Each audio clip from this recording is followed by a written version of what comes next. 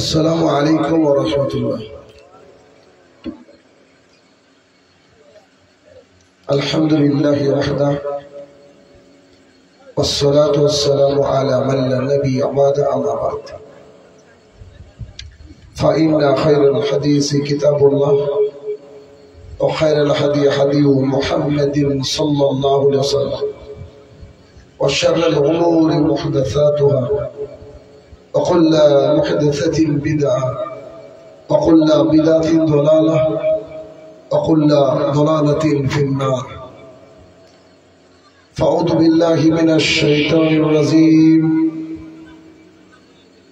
يا أيها الذين آمنوا أطيعوا الله وأطيعوا الرسول ولا تبطلوا أعمالكم. وقال الله سبحانه وتعالى: ما سلككم في السقر قالوا لم نكن من المصلين. عن أبي هريرة رضي الله تعالى عنه قال: قال رسول الله صلى الله عليه وسلم: كل أمة تدخلنا الجنة إلا من أبى. قيل يا رسول الله من أبى؟ قال: من أطاعني دخل الجنة ومن عصاني فقد أبى. عن عائشة رضي الله تعالى عنها قالت: قال رسول الله صلى الله عليه وسلم: من عمل عملا ليس عليه أمرنا فهو رد. সম্মানিত উপস্থিতি, সর্বপ্রথম আল্লাহ সুবহানাহু ওয়া তাআলার বারগাহে শুকরিয়া জ্ঞাপন করব যে আল্লাহ তাআলা এই শিরক বিদআতের উর্বর জমিনের মাঝেও সামান্য কিছু বান্দাদেরকে দিনের জন্য কবুল করেছেন। যে আল্লাহ সুবহানাহু ওয়া তাআলা সন্ধ্যা থেকে এই পর্যন্ত কিছু দিনের আলোচনা শোনার জন্য আপনাদেরকে মনোনয়ন দিয়েছেন। যে আল্লাহ সুবহানাহু ওয়া তাআলা বিচার দিবসের একচ্ছত্র অধিপতি, সে রব্বুল ইজ্জাতের বারগাহে শুকরিয়া জ্ঞাপনার্থে আমরা সবাই মিলে বলি আলহামদুলিল্লাহ। অতঃপর সমগ্র মানব জাতির শিক্ষক, সমগ্র মানব জাতির পথ প্রদর্শক মুহাম্মদুর রাসূলুল্লাহ সাল্লাল্লাহু আলাইহি সাল্লামের উপর শতকোটি সালাত ও সালাম বর্ষিত হোক। আমরা বলি আল্লাহুম্মা আমিন। রঘুনাথগঞ্জ অন্তর্গত খিদিরপুর দিয়ারপাড়া অত্র এলাকায় কমিটির দ্বারা নির্বাচিত আমার আলোচনার বিষয় সালাত ও হালাল উপার্জন। উক্ত বিষয়ে তথ্য এবং তত্ত্ববহল আলোচনা করার চেষ্টা করব ইনশাআল্লাহুল আজিজ। আপনারা এতক্ষণ যে আলোচনা শুনলেন, নিশ্চয়ই আলোচনা থেকে কোনো না কোনো অংশে আপনারা উপকার পেয়েছেন। হ্যাঁ অথবা না, কোনটা? উপকার পেয়েছেন। আলোচনা শুনলে আলোচনাকে মানব, মেনে চলবো ভবিষ্যতে, এই নীতি এবং এই গতি নিয়ে শুনতে হবে। রাজি আছেন?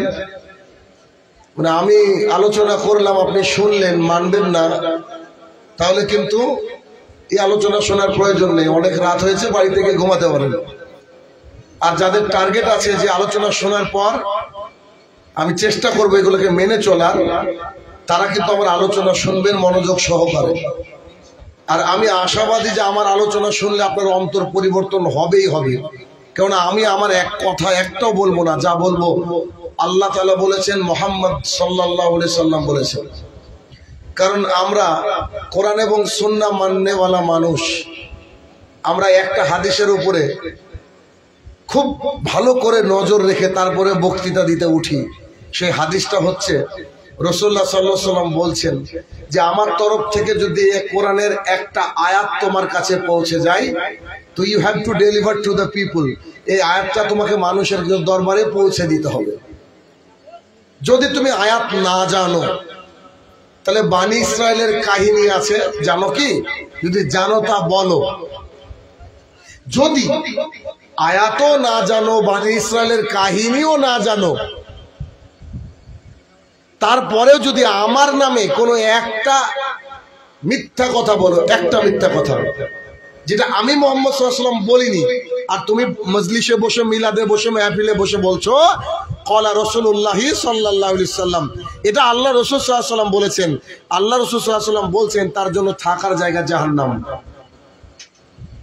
আপনার এলাকার হাজারো ইমামের ফাঁসি হয়ে যেতে পারে, জুমার দিনে উঠেই খুতবাতে বলছে মুহাম্মদ সাল্লাল্লাহু আলাইহি ওয়াসাল্লামকে সৃষ্টি না করলে দুনিয়া সৃষ্টি হতো না। হাদিস মেড ইন চায়না।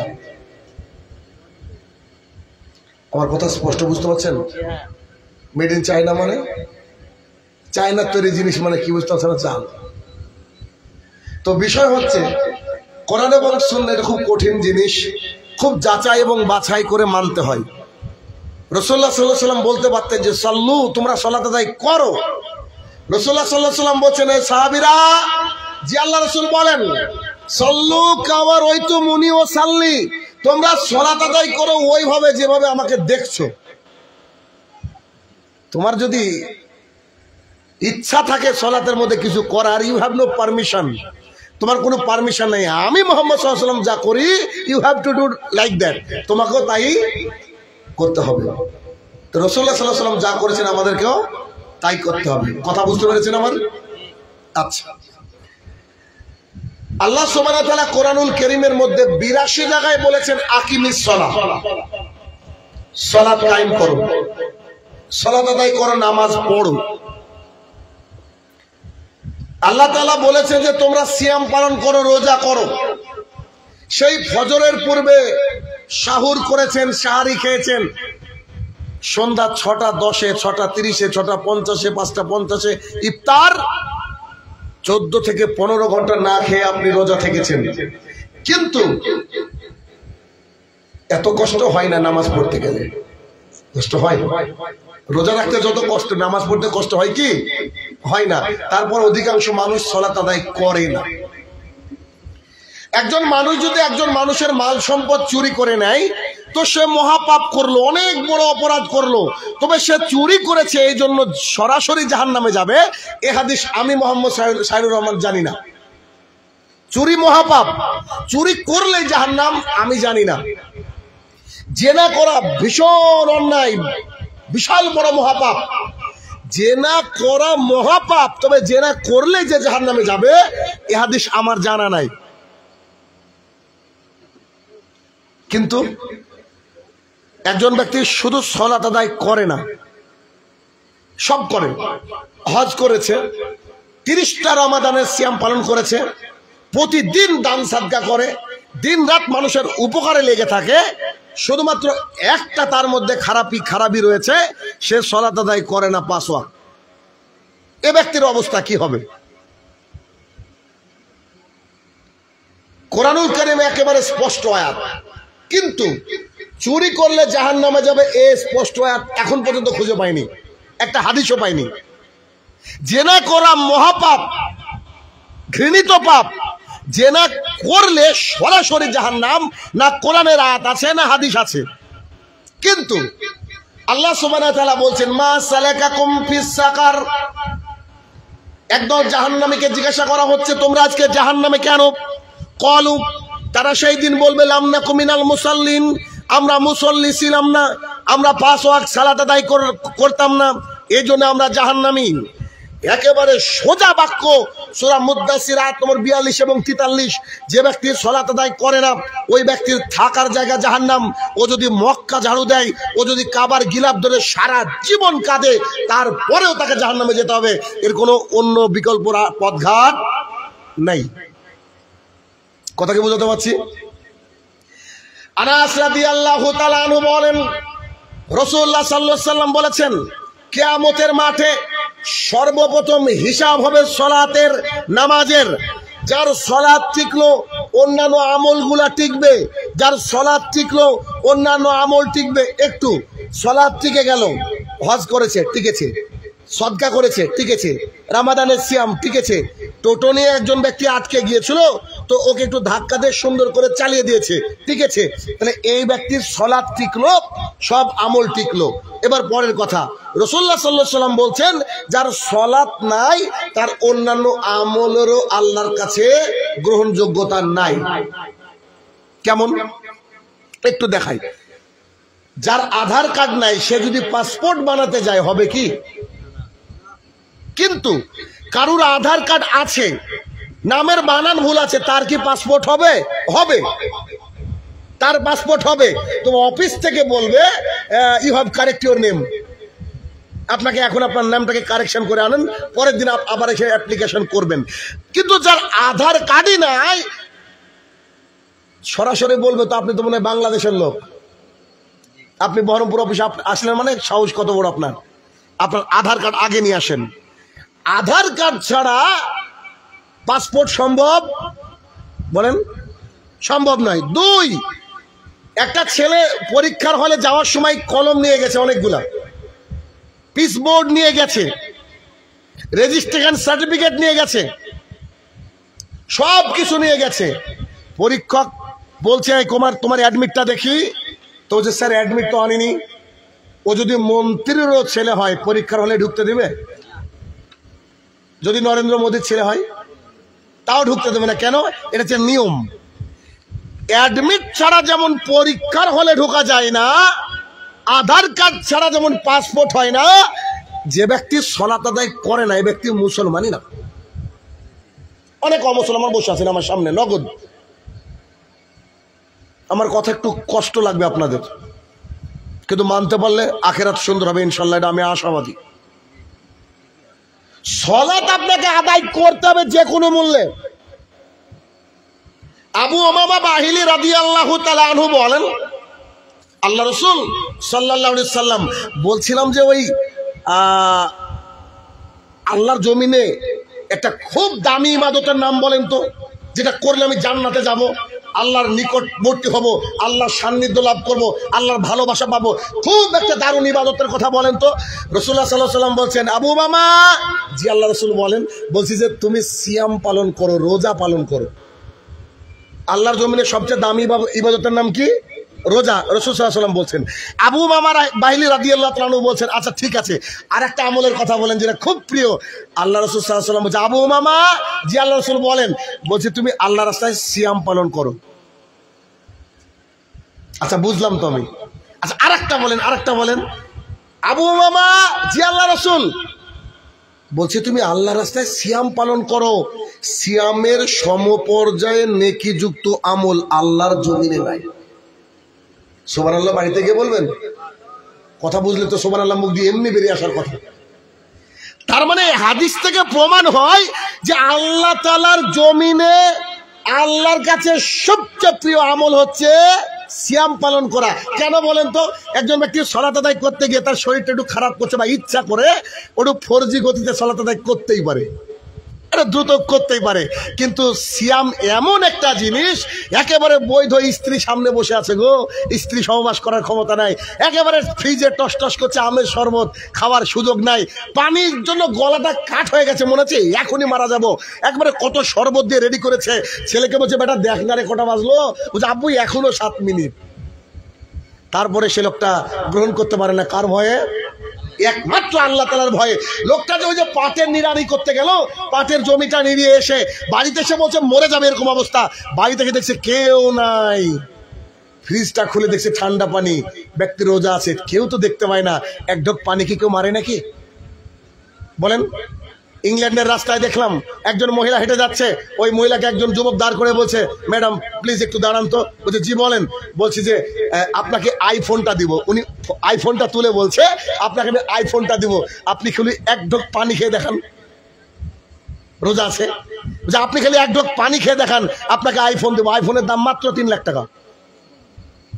তো সে মহিলা বলছে শুধু আইফোন নয়, যদি আপনাদের আইফোনের অ্যাপেল স্টোর আমাকে গিফট করেন, যেখানে মিলিয়ন মিলিয়ন ডলারের টাকা আছে, তবু আমি এক ঢোক পানি পান করব না। তাহলে আচ্ছা আর একটা হাদিস বলি, নাহলে আমার ভালো লাগছে না। হাদিসটা দেখেন। আবু হুরায়রা রাদিয়াল্লাহু তাআলা আনহু বলেন, রাসূলুল্লাহ সাল্লাল্লাহু আলাইহি সাল্লাম বলেছেন, একটু উদাহরণ দিয়ে বুঝাই। এটা হচ্ছে জাহান্নাম, এটা কি? জাহান্নাম। আর এটা হচ্ছে শাহিনুর রহমান। এত পাপ করেছি, আমি আর জাহান্নাম পাশাপাশি দাঁড়িয়ে আছি এভাবে। তাহলে এটাকে শাহিনুর রহমানের, এটা জাহান্নাম মানে কত পাপ করেছি চিন্তা করেন। এবার হাদিসটা শুনেন, বুঝতে পারবেন। এবার হাদিস শুনেন, আমি ধরে রাখি, হাদিস শুনেন।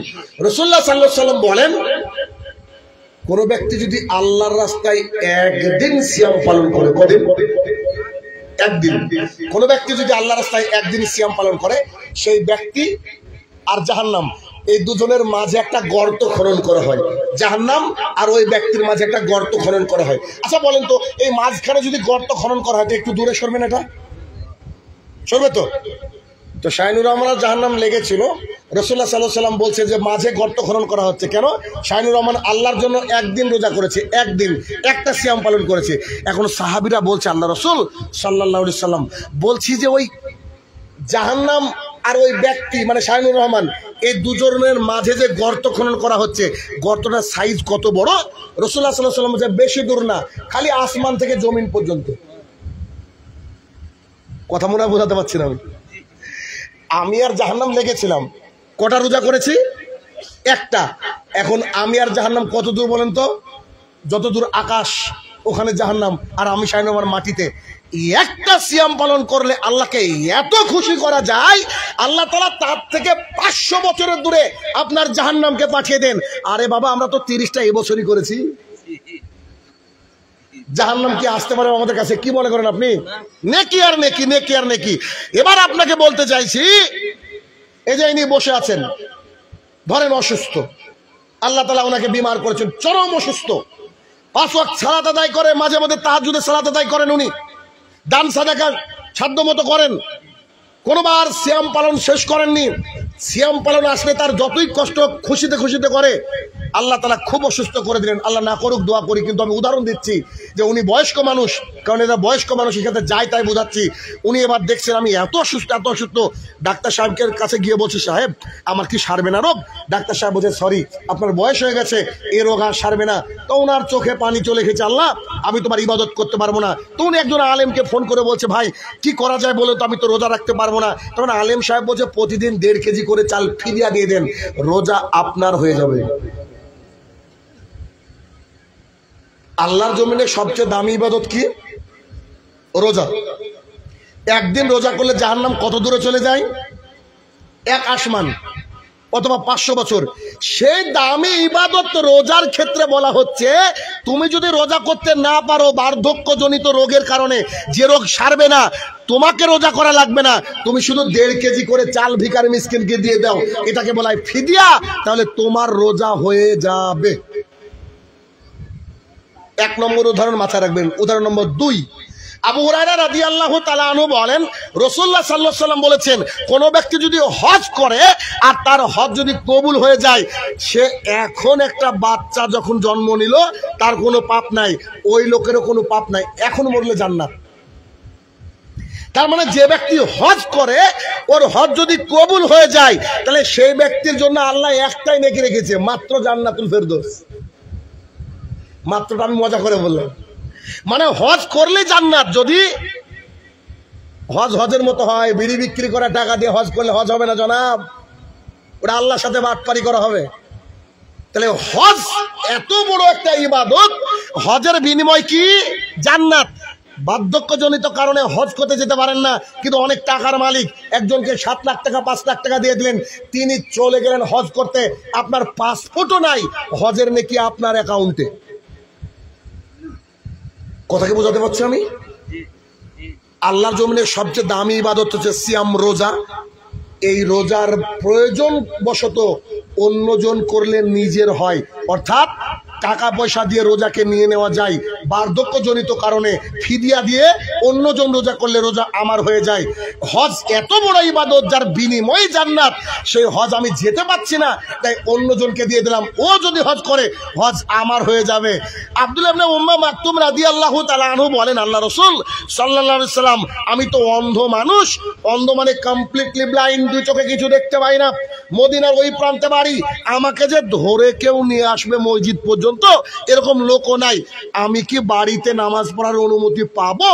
আল্লাহ রাসূল বলছে, দয়ার নবী মায়ের নবী বলছে, আচ্ছা যান আপনি বাড়িতে নামাজ পড়েন। তখন চট করে আল্লাহ রাসূল বলছে, শুনেন শুনেন শুনেন, জি আপনি কি আজান শুনতে পান? জি পাই তো। রাসূলুল্লাহ সাল্লাল্লাহু আলাইহি ওয়াসাল্লাম বলছেন যদি আজান শুনতে পান তাহলে আপনাকে মসজিদে আসতে হবে যে কোনো মূল্যে। আমি মুহাম্মদ সাল্লাল্লাহু আলাইহি ওয়াসাল্লামের ক্ষমতা নাই যে আপনাকে অনুমতি দিই আপনি বাড়িতে সালাত আদায় করেন। কথা কি বোঝাতে পারছি আমি? আরেকবার ভালো করে বুঝেন তো, এত বড় নেকিযুক্ত আমল অন্যজনা করলে আমার হজ, এত বড় নেকিযুক্ত আমল ফিদিয়া দিয়ে দিলে 1.5 কেজি চাল দিয়ে দিলে হয়ে গেল আমার। কিন্তু সলাতের ব্যাপারে একজন অন্ধ মানুষ, কানা নয় জনাব, অন্ধ মানুষকে বলছে you have to come to the mosque, আপনাকে যে মসজিদে আসতে হবে যে কোনো মূল্যে, যে কোনো মূল্যে মসজিদে আসতে হবে। মসজিদে না এসে যদি সলাত আদায় কেউ বাড়িতে করে বিনা ওজরে, সেই ব্যক্তির সলাত আল্লাহর দরবারে কবুল হবে না, হবে না, হবে না। কি দিয়ে বুঝাই সলাত কি জিনিস, কত কঠিন জিনিস দেখেন। আবু হুরায়রা রাদিয়াল্লাহু তাআলা আনহু বলেন রাসূলুল্লাহ সাল্লাল্লাহু আলাইহি ওয়াসাল্লাম বলেছেন দাঁড়িয়ে সালাত আদায় করো।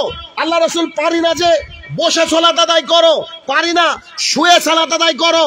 আল্লাহ রাসূল সাল্লাল্লাহু আলাইহি ওয়াসাল্লাম বলেছে তোমরা যদি যুদ্ধের ময়দানে থাকো, যুদ্ধের গোলাগুলি চলছে, একদল যুদ্ধ করবে আর একদল জামাতে সালাত আদায় করবে যুদ্ধের ময়দানে, এদের জামাত শেষ হতে না হতে এরা পিস্তল ঘাড়ে নিয়ে নেবে আর ওরা এসে জামাত করবে। কেন? আল্লাহর রাস্তায় যে সাহাবী যুদ্ধ করছে আল্লাহ কি মাপ দিতে পারে না যে যা আমার রাস্তায় তো যুদ্ধ করছিস, আসরের নামাজ মাপ? আল্লাহ তো দিতেই পারে। আল্লাহ তাআলা তারপরে বলেছে কিসের যুদ্ধ, কিসের কি? পৃথিবীতে যতদিন তুমি না পাগল হচ্ছ, সেন্স হারিয়ে যাচ্ছে, অতক্ষণ তোমাকে সালাত আদায় করতে হবে। শাহিনুর রহমান সাহেব এখানে একটু বুঝাই আপনাকে, দেখেন আপনাকে বুঝাই। যদি এমন একটা জায়গায় গেলাম যে পানি পেলাম না, কি করে সালাত আদায় করবো? রাসূলুল্লাহ সাল্লাল্লাহু আলাইহি ওয়াসাল্লাম বলছে ওযু করে সালাত আদায় করতে হয়, পানি নাই তায়াম্মুম করতে হবে মাটি দিয়ে। 5 নম্বর সূরা 6 নম্বর আয়াত আপনি পড়েন, একেবারে ক্লিয়ার। তায়াম্মুমটা কি আপনাকে দেখাই। তায়াম্মুম হচ্ছে যে আপনি দেখলেন যে কোথাও পানি নাই, খুঁজে পেলেন না, আপনি নামলেন বা কোথাও এমন পজিশন, তখন আপনি দেখলেন যে মাটি বালি কঙ্কর এরকম আছে পরিষ্কার, আপনি বিসমিল্লাহ বলে যেমন ওযু করেন মারলেন বিসমিল্লাহ, এরকম করে উড়িয়ে দিলেন নোংরাগুলা, এই মুখে একবার এই এই আশহাদু আল্লা ইলাহা ইল্লাল্লাহ পড়ে নিলেন, হয়ে গেল তায়াম্মুম। এবার আপনি রেডি, এবার আপনি সালাত আদায় করবেন, এখন আপনি সালাত আদায় করবেন। এটা হচ্ছে তায়াম্মুম।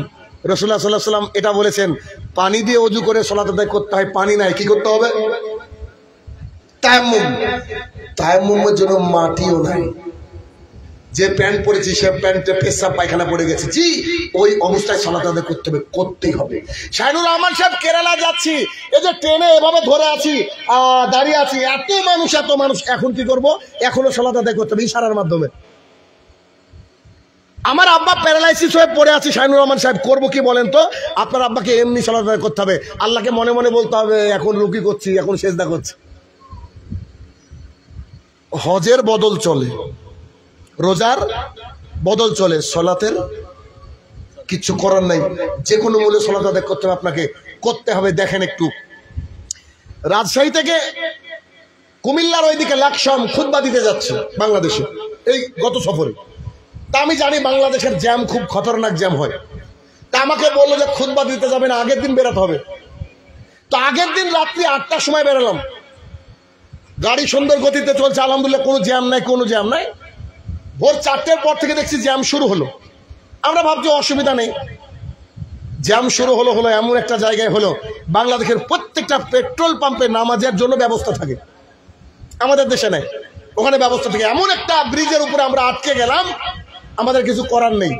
আমি খালি ঘড়ি দেখছি, দেখছি আর 14 মিনিট আছে আর 13 মিনিট আছে সূর্য উঠতে, নামাজ আদায় করতে হবে। গাড়িতে পানি নাই, কোনো অবস্থা, ভয়াবহ পরিস্থিতি, মানুষ সব বাইরে বেরিয়ে খালি ঘুরে বেড়াচ্ছে, হাহাকার এরকম। আমি গাড়ি থেকে নামলাম, নামার পরে দেখছি শহরে তো মাটি পাওয়া মুশকিল। জানি না যে ইঁদুরে কি মাটি তুলেছিল নাকি, একটা ব্রিজের পাশে এতটুকু মাটি পেলাম, একটু মাটি, ভেজা ভেজা মাটি, ওটাকে গিয়ে তায়াম্মুম করলাম। আমি নগদ পূর্ব দিকে তাকে সালাত আদায় করছি, কিছু করার নাই। কেন? সফরে আছি, আল্লাহ তাআলা এটুকু আমাকে ছাড় দিয়েছে, কিন্তু আমাকে সালাত আদায় করতে হবে। আমার ড্রাইভার ছটপট করছে, বলছে জীবনে আমি এই কোরআন সুন্নাহ জানার পরে সালাত হয়নি, কাজা হয়নি, আজকে কি করব? কারণ ওর বাথরুমও চাপিয়েছে, আর বাথরুম না ক্লিয়ার করলে তো আরো অসুবিধা। আমরা এই অবস্থায় সালাত আদায় করতে হবে। আপনাদের কি বুঝাতে পারছি আমি? সালাত যে কোনো মূল আদায় করতে হবে, পৃথিবীর যেখানেই থাকেন না কেন আপনাকে সালাত আদায় করতে হবে, আগে সালাত তারপরে পৃথিবীর অন্য কিছু। চারজন ইমাম আছে আমরা সবাই জানি। এক নম্বর হচ্ছে আবু হানিফা রহমতুল্লাহ আলাইহি, ইমাম মালিক, আহমদ ইবনে হাম্বল রহমতুল্লাহ আলাইহি, ইমাম শাফি রহমতুল্লাহ আলাইহি, নাম জানি। চারজন ইমামের একজন ইমামের নাম হচ্ছে ইমাম আবু হানিফা রহমতুল্লাহ আলাইহি, ইনার কথা পরে বলছি। তিনজন ইমাম বলছে তোমার সন্তান যদি সালাত আদায় না করে তো তরোয়াল উঠাও, গর্দান উড়িয়ে দাও। কেউ যদি সালাত আদায় না করে আল্লাহর জমিনে বেঁচে থাকতে বলেন পারে না। যেহেতু আশেপাশে অনেক হানাফি ভাইরা আছে বলে আমি মনে করি তাদেরকে তো জানাতে হবে, দিন ধর্ম শেখাতে হবে, আমার ভাই না তারা, ঠিক? আচ্ছা, ইমাম আবু হানিফা রহমতুল্লাহ আলাইহি বলেন উনি একটু শীতলতা প্রদর্শন করতেন, এত কড়াকড়ি করতেন না। তো যে মানুষটা কড়াকড়ি করতেন না তার ফতোয়া শোনেন দেখি কজন হানাফি টিকতে পারে নিজেকে।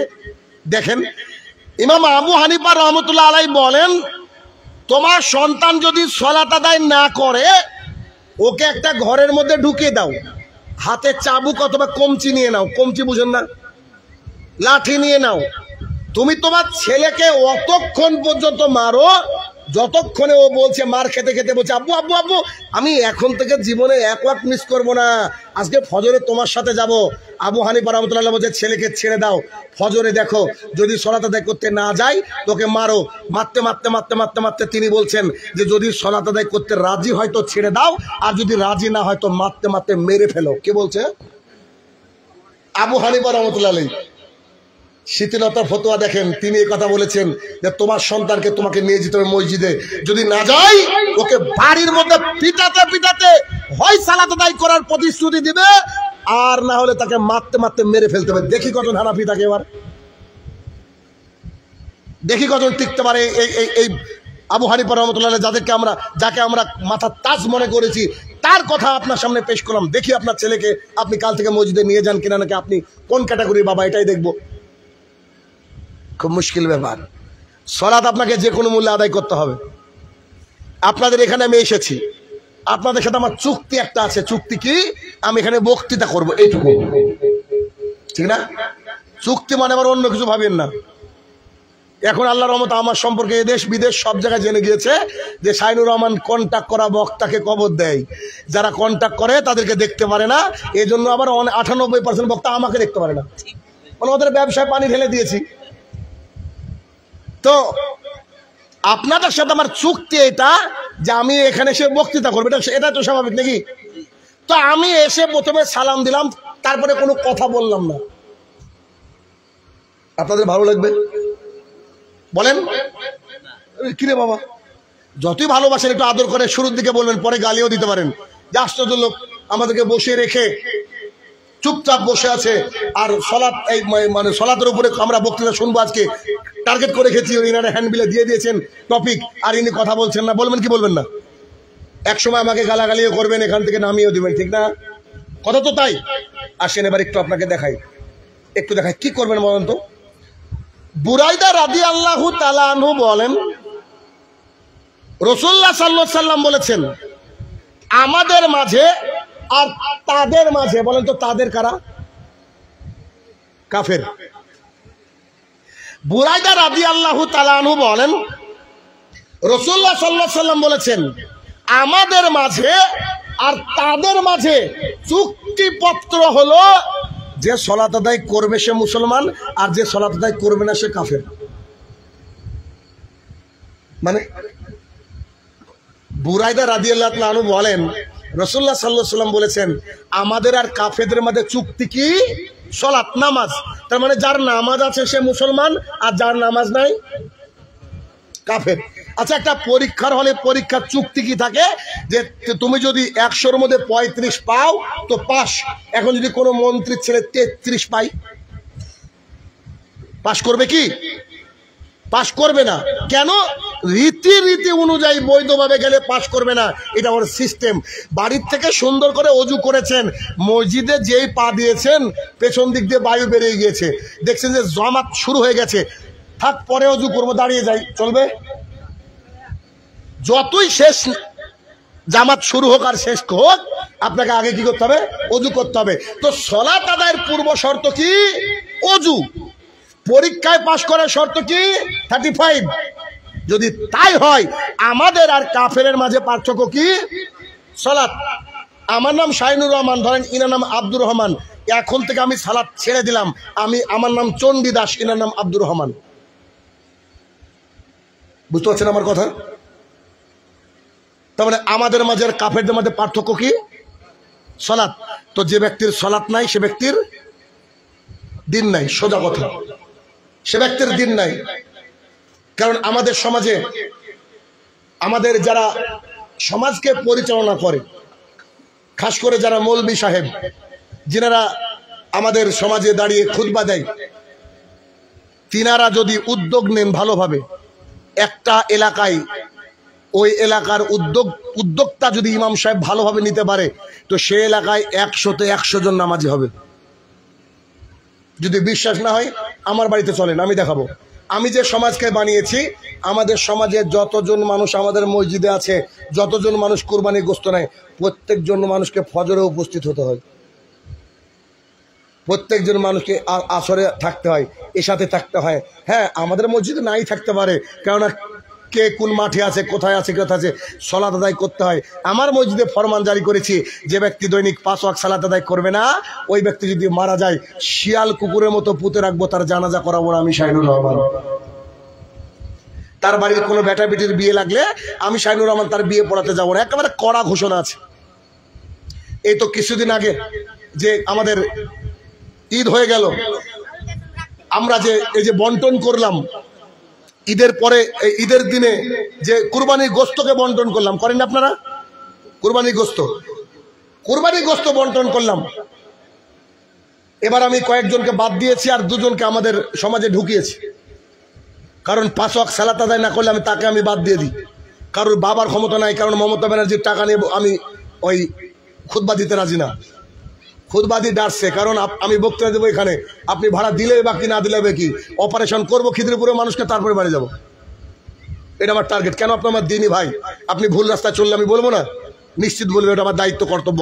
তো ওখানে আমি সালাত আদায় করানোর পরে, মাগরিবের সালাত আদায় করানোর পরে আমার পেছনে চলা ফ্যানটাকে বন্ধ করে দিলাম, খুব শশ করে আওয়াজ করে। আর আমি এবার খুবই ঘামি, দেখে বুঝতে পারছেন, খুবই ঘামি। তারপরে ঘাম দরদর করে পড়ছে। আর আমি বললাম, শোনেন, আমি যে নীতির উপর আছে এই নীতির উপরে থাকবো।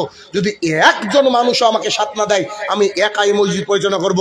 আমি আমার আব্বাকে দেখে বললাম, এটা আমার আব্বা আর এটা আমার শ্বশুর, আল্লাহর কসম করে বলছি, সামনে দিন যদি আমার আব্বার আর শ্বশুর এখানে যদি সালাত আদায় করতে না আসে, তাদের বাড়িতে আমি শাহিনুর রহমান কুরবানি গোশত যেতে দেব না। কে বললো সমাজ পরিবর্তন হবে না? 2 টাকা কেজি চাল কেনার জন্য 6 মাস পর পর ওই রেশন দোকানে গিয়ে আঙুলের গুতা দেন ভুলে গিয়েছেন নাকি? সেদিন একজন খুব কাছের একজন মানুষ বলছে, স্যার জানেন, আমার ফুপু মালদা হসপিটালে ভর্তি আছে। আমি হিসাব করে দেখলাম 1 ঘন্টায় অক্সিজেনের দাম হচ্ছে প্রায় 490 টাকা, ধরে নিলাম 500 টাকা। তার মানে হিসাব বোঝা যাচ্ছে যে ও যদি 24 ঘন্টা অক্সিজেন টানে, তাহলে তার বিল হয় 12,000 টাকা। আল্লাহ তাআলা কি 1 মিনিটের জন্য অক্সিজেন বন্ধ করেছে? বলেন, একদিনের জন্য অক্সিজেনকে আল্লাহ বন্ধ করেছে? যে খিদিরপুরের বেশিরভাগ মানুষ সালাত আদায় করে না, এদেরকে অক্সিজেন দিব না, আল্লাহ এরকম করেছে কি? আল্লাহর প্রতিদিন আমরা নাফরমানি করি, তারপরে আল্লাহ তাআলা অক্সিজেন বন্ধ করে না। আর যদি একদিনের অক্সিজেনের দাম আল্লাহকে পেড করার কথা আল্লাহ যদি বলে যে তোমরা আমাকে 5 দিনের অক্সিজেনের দাম পেড করো, আমরা অনেকেই 3 মাস খেতেও পারবো না। কি বলেন? সেই মহান রব্বুল ইজ্জত আপনাকে বলেছে যে কি, হাইয়ালাস সালাত, তুমি সালাতের দিকে আসো, মসজিদে আসো। হাইয়ালাল ফালাহ আসলে কি হবে? তুমি তোমার কামিয়াবির দিকে আসো, যাও।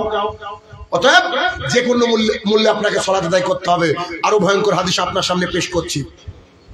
আবু হুরায়রা রাদিয়াল্লাহু তাআলা আনহু বলেন, রাসূলুল্লাহ সাল্লাল্লাহু আলাইহি ওয়াসাল্লাম বলেছেন, মান তারাকা সালাতান মুতাম্মিদান ফাকাদ কাফারা।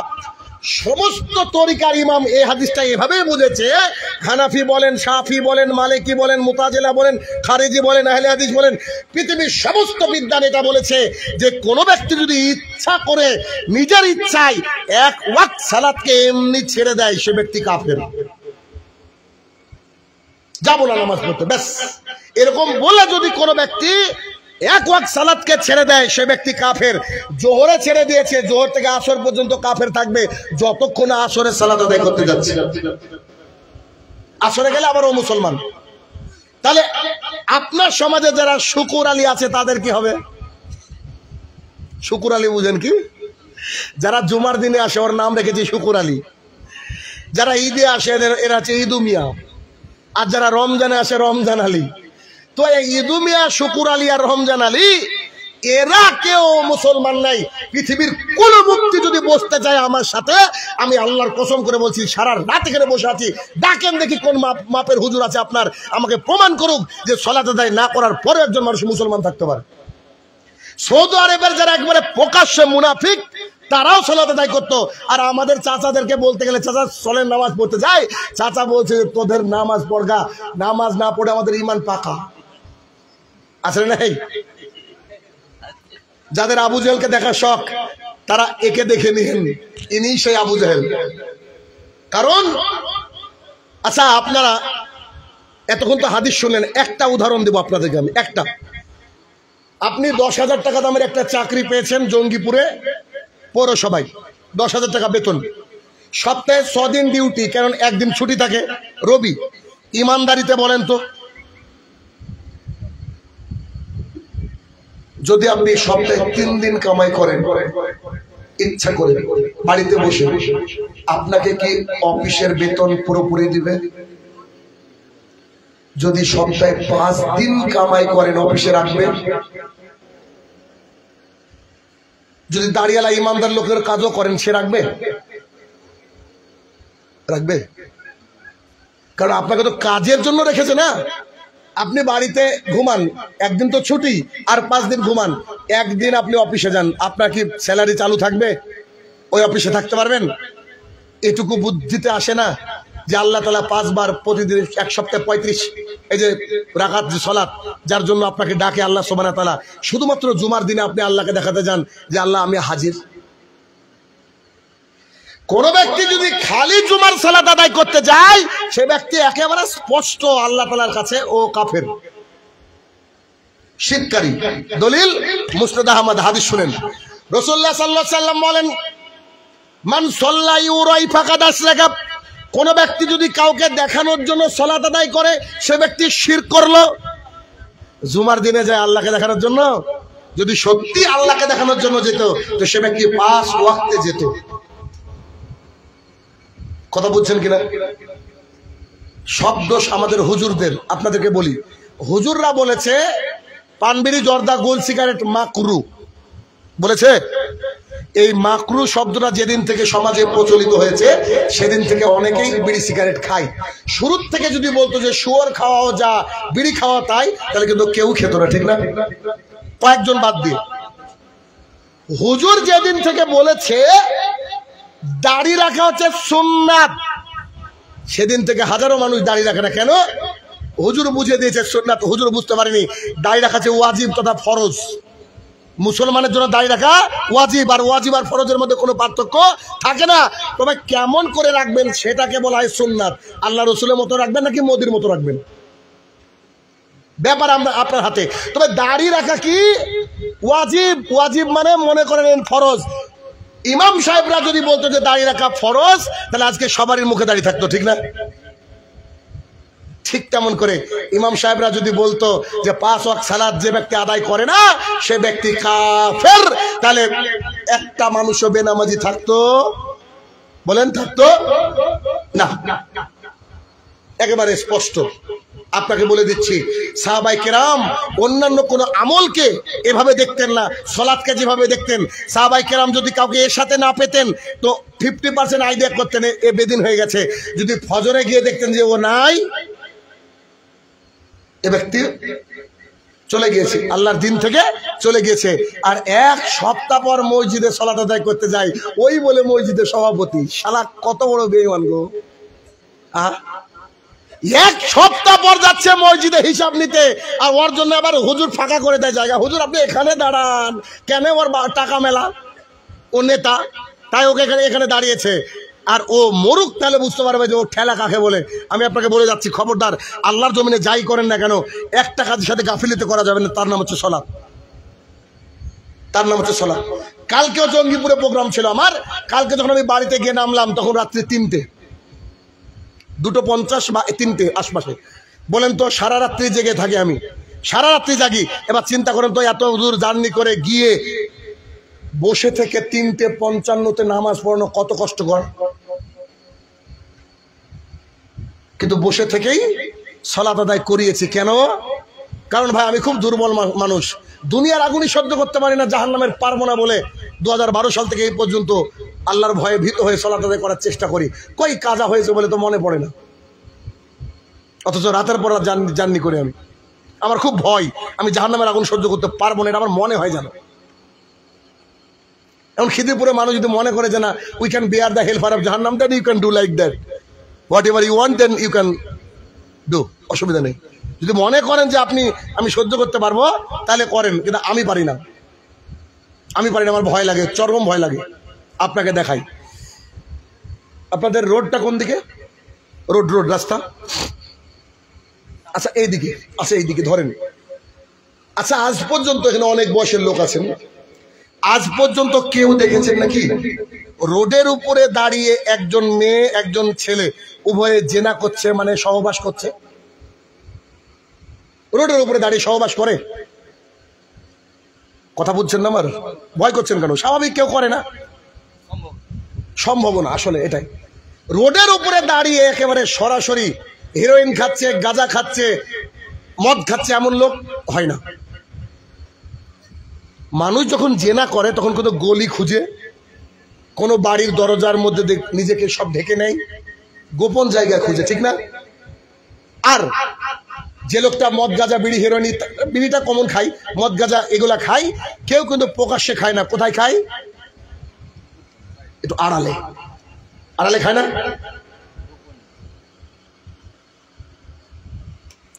এটা মসজিদ, এটা চায়ের দোকান। মুয়াজ্জিন বলছে হাইয়া আলাস সালাত, চায়ের দোকানে বসে কিছু মানুষ আড্ডা মারছে, সলাতের সময় হয়ে গেছে, তারপরে সে ব্যক্তি সলাত আদায় করতে যায় না। এরকম মানুষ দেখেছেন? আগের দুটো উদাহরণ দিলাম, আপনি দেখেননি, এটা দেখেছেন কিনা? দেখেছেন? খুব ভালো করে শুনেন, কথা কষ্ট লাগবে, ভালো করে শুনবেন। একজন বেনামাজি একটা বেশ্যা মহিলার চেয়েও খারাপ। শাহিনুর রহমান সাহেব এভাবে বলছেন। জি, কেন? এটা বেশ্যা মহিলা বেশ্যাবৃত্তি করে কোথায়? সবারই সামনে। ওর লজ্জা লাগে, ওর লজ্জা লাগে, তাই ও গোপনে করে। একজন মদখোর, ও জানে ওটা খারাপ, তারপরে ও খায় কোথায়? আড়ালে, ওর লজ্জা লাগে। কিন্তু আল্লাহ তাআলার বিধান সালাত আদায় করতে ডাকছে, আর ও এভাবে চেয়ার নিয়ে আরাম করে বসে চা পান করছে। মসজিদের পাশে ও বসে চা পান করছে, আর মসজিদে আজানের ধ্বনি শোনা গেল, তারপরে ইকামত শোনা যাচ্ছে, ইমাম সাহেব আল্লাহু আকবার বলছে, তাকবীরে উলার শব্দ শোনা যাচ্ছে, ও যায় না। একটা বেশ্যা মহিলা লুকিয়ে জেনা করে, একটা মদখোর লুকিয়ে মদ খায়, আর এ প্রকাশ্যে আল্লাহ তাআলার সামনে, গোটা জঙ্গিপুরের সামনে দাঁড়িয়ে বসে বলছে আমি যাব না সালাতে, কি পারবি কর। কথা কি বোঝাতে পারছি?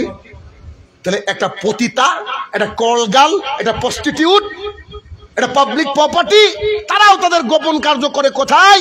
গোপনে। একটা চোর চুরি করতে গেলে গোপনে করে, এরা মাতাল মদ খেলো গোপনে করে। কিন্তু এই এত বড় শয়তান যে এত বড় পাপ করছে, আল্লাহ সালাতে যাচ্ছে না, আবার আজান হওয়ার পরেও, দেখার পরেও যাচ্ছে না, তার মানে এদের চেয়ে খারাপ, এদের চেয়ে খারাপ। একদিন রোজা করতে পারেননি, 5টা রোজা করতে পারেননি, সারা বছরের মধ্যে 5টা রোজা তুলে নেন, কোনো অসুবিধা নেই। দান সাদকা 3 বছর যাবত করতে পারেননি, আজকে বক্তৃতা শোনার পর কালকে থেকে করেন, তাও চলবে, কিন্তু সালাত অসম্ভব, অসম্ভব। যে কোনো মূল্যে আপনাকে সালাত আদায় করতে হবে, বিকল্প কোনো পথ ঘাটি নাই। কত যে হাদিস আপনাকে দেখাবো। আবু দারদা রাদিয়াল্লাহু তাআলা আনহু বলেন, রাসূলুল্লাহ সাল্লাল্লাহু আলাইহি ওয়াসাল্লাম বলেছেন, যে ব্যক্তি সালাত আদায় করে না সেই ব্যক্তির দ্বীন ধর্ম কিছু নাই। যে ব্যক্তি সালাত আদায় করে না সে ব্যক্তির দ্বীন ধর্ম কিছু নাই। কি করবেন বলেন এবার? তাহলে যে কোনো মূল্যে, এতক্ষণ বক্তৃতা থেকে আপনাকে এটুকু বোঝাতে চাইছি যে যে কোনো মূল্যে আল্লাহর ওয়াস্তে আপনাকে সালাত আদায় করতে হবে। আপনি যে অবস্থায় থাকেন না কেন, অক্সিজেন চলা অবস্থায় আপনাকে সালাত আদায় করতে হবে। হাতে আপনার সুই ভেঙে দিয়েছে, ওই যে কি বলে ওটাকে, স্যালাইন চলছে, তারপর আপনাকে সালাত আদায় করতে হবে। সালাত এমন একটা জিনিস যার সাথে গাফিলতি করা যাবে না। অন্যান্য ইবাদতের সাথে গাফিলতি করলেও করতে পারেন। হজ ফরজ হয়ে গেছে, ঠিক আছে এবছর না সামনে বছর যাব, এটা করলে করতে পারেন, তবু ঠিক না। তবে সালাত এমন একটা জিনিস যে ওয়াক্ত চলে আসলে আর কোনো রাস্তা, বলেন, আর কোনো রাস্তা নাই। যে কোনো মূল্যে আপনাকে সালাত আদায় করতে হবে। রাজি আছেন তো নাকি? সবাই বলে ইনশাআল্লাহ। খবরদার, আল্লাহ তাআলার মানে এই যে আল্লাহ তাআলার জমিনে আছেন। আচ্ছা একটা কথা বলেন তো, আমরা কত বাহাদুর মানুষ, তাই না? অনেকে মানুষ বলেছিল যে সময় হলে আল্লাহর কাছে তওবা করে নেব, বলেছিল না? কবরস্থানে যে দেখেন তো লোকগুলো অনেকে শুয়ে আছে, যারা বলেছিল যে আগামীকাল থেকে সালাত আদায় করব, কিন্তু আপনি আবার আগামীকালকে না আসতে আসতে আজকে তার জানাজা করে রেখে আসলেন। কত বাহাদুর আমরা, তাই না? এ হাত দিয়ে কতজনকে মেরেছি, চোখ দিয়ে কত খারাপ কিছু দেখেছি। যেই আল্লাহ তাআলার মালাকুল মওত চলে আসবে আমাদের কাছে, আমি পড়ে গিয়েছি রাস্তার মধ্যে, আমি মরে গিয়েছি, আমার হাতটা এরকম পড়ে গিয়েছে, কিয়ামত পর্যন্ত হাতটাকে সরানো যাবে? বলেন না গো, সরানো যাবে? আমরা কত অসহায় না আল্লাহর কাছে, অথচ আমরা কি করি? সালাত যেটুকু আদায় করার দরকার এটুকু করি না। আপনার শরীরটা সুস্থ আছে তো আপনি সালাত আদায় করেন। কত অপাহিজ মানুষ, যারা ডিফরমিটিস, পুরো দেহ তার অবস্থা খারাপ, সেও হামাগুড়ি দিয়ে মসজিদে গিয়ে সালাত আদায় করে।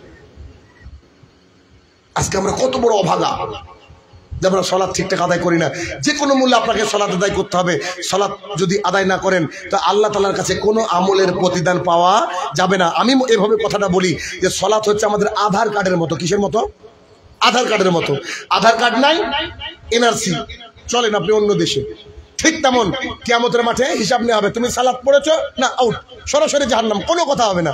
কিন্তু সালাত আদায় করেছো, অন্যান্য আমলে অনেক ত্রুটি বুচ্ছুটি ছিল, দাড়ি রাখতে পারোনি, ইত্যাদি ইত্যাদি করেছো, রোজাতে ত্রুটি হয়েছে, তখন আল্লাহর হাত পা ধরে ক্ষমা চাওয়ার সুযোগ আছে। কিন্তু আধার কার্ডই নাই, সুযোগ আছে কি? এই পরিশেষে যে কথা বলতে চাইছি তা হচ্ছে এই তো সালাত, আর একটা টপিকের উপরে আসলে আলোচনা হওয়া উচিত। এভাবে সালাতের সাথে আমাকে দেওয়া হয়েছিল কি? হালাল উপার্জন। এভাবে তো হয় না। তবে দু একটা কথা আপনার সামনে বলছি, ভালো করে বুঝবেন। হালাল উপার্জন কি জিনিস? মুসলিম শরীফের হাদিস, রাসূলুল্লাহ সাল্লাল্লাহু আলাইহি ওয়াসাল্লাম বলছেন, একটা হাদিস আপনার জীবনের জন্য যথেষ্ট, ইন্নাল্লাহা তাইয়্যিবুন লা আকবালু ইল্লা তাইয়্যিবা, আল্লাহ পবিত্র, পবিত্র জিনিস ছাড়া আল্লাহ গ্রহণ করেন না।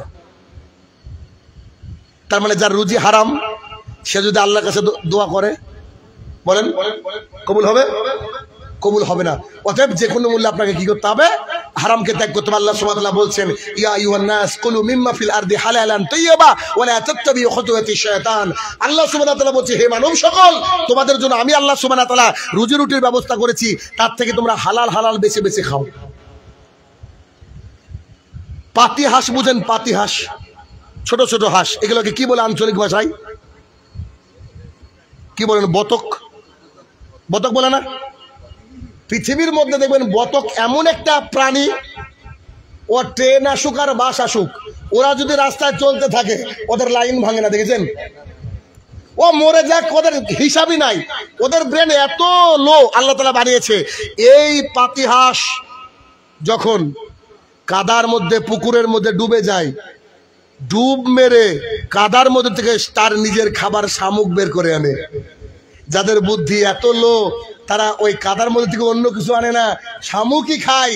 আর আপনি আমি হচ্ছে খাইরা উম্মা, উন্নত জাতি, উন্নত ব্রেনের মানুষ, কম্পিউটার আবিষ্কার আমরাই করেছি, আর আমরা হারাম হালাল বুঝি না বললে হবে নাকি? অতএব হারাম আপনাকে ত্যাগ করতে হবে। কেন? আন আবি হুরায়রা রাদিয়াল্লাহু তাআলা আনহু قال قال রাসূলুল্লাহ সাল্লাল্লাহু আলাইহি ওয়াসাল্লাম, আবু হুরায়রা রাদিয়াল্লাহু তাআলা আনহু বলেন, রাসূলুল্লাহ সাল্লাল্লাহু আলাইহি ওয়াসাল্লাম বলেছেন, লা ইয়াদখুলুল জান্নাতা লাহমুন, ওই গোশত জান্নাতে যাবে না, গুদিয়া বিল হারাম, যে গোশত হারাম খেয়ে গড়ে উঠেছে, যে গোশত হারাম খেয়ে গড়ে উঠেছে, সেই গোশত জান্নাতে যাবে না। আন আবি দারদা রাদিয়াল্লাহু তাআলা আনহু قال قال রাসূলুল্লাহ সাল্লাল্লাহু আলাইহি ওয়াসাল্লাম, লা ইয়াদখুলুল জান্নাতা মুদমিনুল খামরিন, আবু দারদা রাদিয়াল্লাহু তাআলা আনহু বলেন, রাসূলুল্লাহ সাল্লাল্লাহু আলাইহি ওয়াসাল্লাম বলেছেন, যারা নিয়মিত পান বিড়ি, জর্দা, গুল, সিগারেট বা নেশাদার দ্রব্য পান করে তারা জান্নাতে যাবে না। আমি হাদিসের অনুবাদক, আমি অনুবাদ করছি। আপনার যদি কষ্ট হয় তো মামলা করতে গেলে 1 নম্বর আসামি মুহাম্মদ সাল্লাল্লাহু আলাইহি ওয়াসাল্লাম, 2 শাহিনুর রহমান।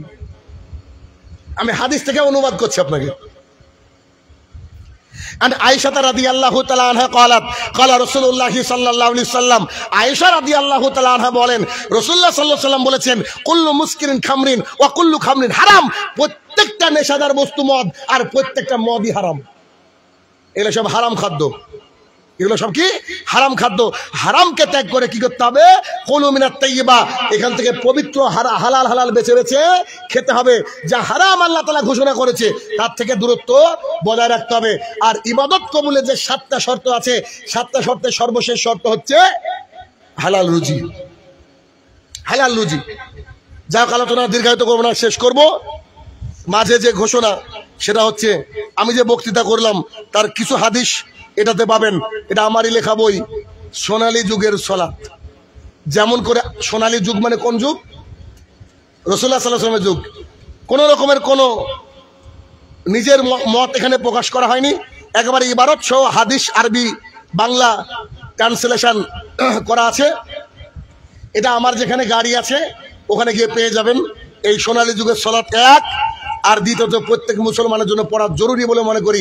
এটা যে বিবাহ একটি ইবাদত, অর্থাৎ বিবাহ, আপনারা এখানে যতজন মানুষ আছেন কেউ মুসলমানের বিয়েতে যাননি, আমি আপনাদেরকে চ্যালেঞ্জ দিলাম, এই বইটা পড়লে বুঝতে পারবেন সব হিন্দু, ইহুদি, খ্রিস্টানদের রীতিনীতি আমাদের মুসলমানের মধ্যে প্রচলিত রয়েছে। অতএব এটা জানার জন্য এই বইটা পড়তে হবে, আমার গাড়িতে পেয়ে যাবেন। তবে এই দুটো বই আমি নিয়ে গেছি আপনাদেরকে গিফট করার জন্য। গিফট কিভাবে করব? আমি এখন আপনাদেরকে প্রশ্ন করব আমার বক্তৃতা থেকে। যারা পারবেন তারা হাত তুলবেন, কিন্তু উত্তর দেওয়া যাবে না। যার হাত আগে মনে হবে তাকে আমি ধরবো। কথা বুঝতে পারলেন? আমি প্রশ্ন করব, হাত তুলবেন, বলা যাবে না। যে যারা আগে হাত মনে হবে তাকে ধরবো, সে না পারলে পরের জনকে ধরবো, দিয়ে এই বই দুটো আমি গিফট করবো। কেন? আমারও তো কবর আছে, তাই না? আমারও তো সাদকা জারিয়া লাগবে, আমাকে তো আল্লাহর কাছে বাঁচতে হবে। কেননা পৃথিবীর বুকে একজন মানুষ যদি আপনার কথা শুনে কোনো আমল করে, সেই আমলের প্রতিদান আপনি কবরে পেতেই থাকবেন, পেতেই থাকবেন। এই জন্য আমার লেখা বই আপাতত এই দুটো বই ইসলামের উপরে। আরো বেশ কিছু বই চলে, যেমন ঘরে বসে স্পোকেন ইংলিশ, 30-এ 30 ইংলিশ ফর টেটের জন্য, মানে আমি কম্পিটিটিভ এক্সামের ইংরেজি শিক্ষক, আমি ইংরেজি পড়াই আর কি। আলহামদুলিল্লাহ গোটা বিশ্বজুড়ে বহু ছাত্র আমার কাছে পড়ে, স্পোকেন ইংলিশ শিখে। এমনকি সৌদি আরব থেকেও পড়ে, মালয়েশিয়া থেকে কয়েকজন ভাই আছে, বাংলাদেশ থেকে তো আছেই। অনলাইনের মাধ্যমে আমি ক্লাস করাই আলহামদুলিল্লাহ। আর আমার এই পশ্চিমবঙ্গ জুড়ে শত শত ছাত্র আমার মাস্টার, শত শত ছাত্র ধরেন ডাক্তার হয়েছে, শত শত ছাত্ররা আপনার এই যে পুলিশ বিভিন্ন পর্যায়ে রয়েছে আলহামদুলিল্লাহ। তো এই কাজটা করি আমি, এটুকু পড়াই, মানে ইংরেজি পড়াই। এই বইগুলো অ্যামাজন থেকেও পাওয়া যাবে, আমাদের কাছেও পাওয়া যাবে। যা হোক, আমি এখন যে প্রশ্ন করব এই প্রশ্নের উত্তর দেওয়ার জন্য আপনারা প্রস্তুতি গ্রহণ করেন। আচ্ছা, আজকের যে বক্তৃতা আমি করলাম, এই বক্তৃতার মধ্যে একটু কঠিন করবো, পরে না করলে না পারলেও আমি আপনাকে বইগুলো দিয়ে যাব, টেনশন করেন না। নাহলে সহজ করবো, নাহলে বলবো আমার নাম কি বলেন। এটা লাস্ট। আমি একটা হাদিস বলেছিলাম যে আমাদের আর তাদের মাঝে পার্থক্য হচ্ছে সলাত। হাদিসের বর্ণনাকারী কে ছিল? দাঁড়াও, বলো। তুমি তো পারবাই, বুঝতে পারছি। তুমি তো আমার পিছনে পিছনে ঘুরলো। বিয়ে তো হয়নি, তাই না? তাহলে বিবাহ একটি ইবাদত। বলো, এই মোতাবেক বিয়ে করবে ইনশাল্লাহ? আমি পড়াবো বিয়ে ইনশাল্লাহ, টেনশন নেই। যাও, ওর বাড়ি বোধহয় সাগর দিঘিতে, না? সাগর দিঘি, ও মিডিয়ার মানুষ। যাও, ওনার বর্ণনাকারী ছিল বুরাইদা রাদিয়াল্লাহু তাআলা। এবার পরের প্রশ্ন সহজ করি যাতে তাড়াতাড়ি হয়ে যায়। সহজ করব, সেটা হচ্ছে রাসূলুল্লাহ সাল্লাল্লাহু আলাইহি সাল্লাম বলেছেন যে কিয়ামতের মাঠে সর্বপ্রথম হিসাব নেওয়া হবে সলাতের। যার সলাত টিকলো সব টিকলো, আর যার নামাজ টিকলো না তার কিছু টিকলো না। এই হাদিসের বর্ণনাকারী কে ছিল? হাত তোলেন। কেউ নাই? কেউ নাই বলার? কঠিন হয়ে গেল কোশ্চেনটা। এই হাদিসের বর্ণনাকারী একেবারে প্রসিদ্ধ হাদিস, সবার তো পারার দরকার ছিল। আমি বলে দিচ্ছি, আনাস রাদিয়াল্লাহু তাআলা। এটা প্রসিদ্ধ হাদিস। আচ্ছা ছাড়েন, এরপরে আসেন রাসূলুল্লাহ সাল্লাল্লাহু আলাইহি ওয়াসাল্লাম বলেছেন যে ব্যক্তি হারাম খাবার ভক্ষণ করবে, যে ব্যক্তি হারাম খাবে, সেই ব্যক্তি আল্লাহ তাআলা কোনো ইবাদত কবুল করবে না। এটা হচ্ছে মুসলিম শরীফের হাদিস। এই হাদিসে বর্ণনাকারী কে ছিল? কি বক্তৃতা শুনলেন গো? স্পষ্ট স্পষ্ট হাদিস, এগুলো তো শুনতে হবে। খালি হা করে চেয়ে থাকলে হবে না, তো শুনে বুঝে আমল করতে হবে। কেননা আমার বাবার নাম না জানলে হবে, কিন্তু আমাদেরকে যাদের ভালোবাসার মানুষ, যেগুলো সাহাবায়ে কেরাম, এদের প্রতি আমাদেরকে ভালোবাসা রাখতে হবে। বলেন না? না ভাই বলেছি, যাক চেষ্টা করেছেন তার জন্য জাযাকাল্লাহু খায়রান। আচ্ছা, আরো স্পষ্ট করি। রাসূলুল্লাহ আল্লাহ সুবহানাহু ওয়া তাআলা বলেছেন যে ব্যক্তির সালাত নাই, সে ব্যক্তি সরাসরি জাহান্নামে যাবে, সরাসরি জাহান্নামে যাবে। এই সরাসরি জাহান্নামে যাবে, এটা কোন সূরার আয়াত? কোন সূরার আয়াত বলে দিচ্ছি। মা সালাকাকুম ফিস সাকার ক্বালু লাম নাকু মিনাল মুসাল্লিন। হ্যাঁ আসেন, হয়ে গেছে এবার। সূরা মুদ্দাসির আয়াত নম্বর মনে আছে? গুড, 42 এবং 43। আল্লাহ তাআলা কবুল করুক। আর যাদেরকে দিতে পারলাম না তারা কিনে নেবেন ইনশাআল্লাহ। আল্লাহ হে আমার প্রতিপালক, এতক্ষণ যে আলোচনা করলাম মাবুদ, শুধুমাত্র তোমার বান্দাদেরকে মসজিদমুখী করার জন্য এবং হারাম থেকে বেঁচে থাকার জন্য আলোচনা করলাম। আল্লাহ তুমি সেই তৌফিক আদা করো, যাতে করে মানুষ এই কোরআন এবং সুন্নাহ বাড়ি পর্যন্ত নিয়ে যেতে পারে এবং আমল করতে পারে। আল্লাহ তুমি সেই তৌফিক আদা করো, আল্লাহুম্মা আমিন। হে আমার প্রতিপালক, যারা কবরের তলে শায়িত জানি না কি হালে রয়েছে, তারা যদি ক্ষমার যোগ্য তাদেরকে তুমি ক্ষমা দান করো, আল্লাহুম্মা আমিন। হে আমার প্রতিপালক, আজ থেকে আমরা প্রতিজ্ঞা করছি কিয়ামত পর্যন্ত বাঁচিয়ে রাখলে আমরা এক ওয়াক্ত যেন সালাত আদায়, মানে সালাতকে যেন আমরা ত্যাগ না করি। আল্লাহ তুমি আমাদের সেরকম মন মানসিকতা তৈরি করে দাও, আল্লাহুম্মা আমিন। হে আমার প্রতিপালক, যেসব ভাইরা আয়োজন করেছে এই সুন্দর আয়োজন, আগামী দিনের জন্য আরো সুন্দর করে আয়োজন করতে পারেন, আল্লাহ তুমি সেই তৌফিক আদা করো, আল্লাহুম্মা আমিন। হে আমার প্রতিপালক, কমিটির মধ্যে বেশিরভাগই ইয়াং দেখলাম, আল্লাহ তুমি তাদেরকে একেবারে দিনের পথে ওমর রাদিয়াল্লাহু আনহুর মতো অটল রেখো, আল্লাহুম্মা আমিন। হে আমার প্রতিপালক, এই সমস্ত রকমের মাঝামি কলবল থেকে আমরা যেন দূরে থাকতে পারি এবং কোরআন এবং সুন্নাহর নিকটবর্তী থাকতে পারি, আল্লাহ তুমি সেই তৌফিক আদা করো, আল্লাহুম্মা আমিন। হে আমার প্রতিপালক, ভারতবর্ষের পরিস্থিতি আগামী দিনে হয়তো খুব ভয়াবহ হবে। এগুলো যদি আমাদের উপরে গজব হয়, এই গজব থেকে আমাদেরকে রক্ষা করো, আল্লাহুম্মা আমিন। আর তা যদি আমাদের উপরে পরীক্ষা হয় মাবুদ, তাহলে এই পরীক্ষা থেকে উত্তীর্ণ হওয়ার তৌফিক আদা করো, আল্লাহুম্মা আমিন। আসসালামু আলাইকুম ওয়া রাহমাতুল্লাহি ওয়া বারাকাতুহু।